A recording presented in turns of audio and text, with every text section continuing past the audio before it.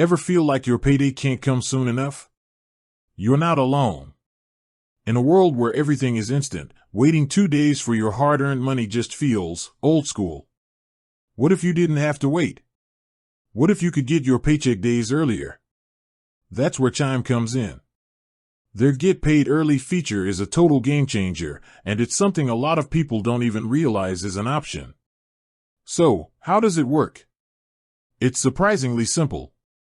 Chime receives your employer's payroll file, and instead of holding your money until your official payday, they make it available to you as soon as it arrives.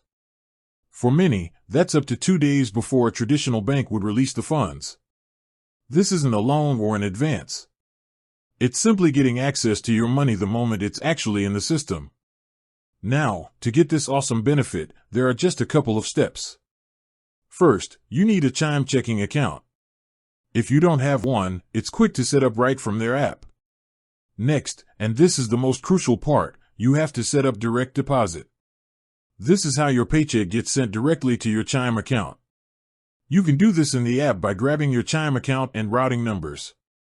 You'll then give those numbers to your employer's payroll department, either by filling out a form or through their online portal.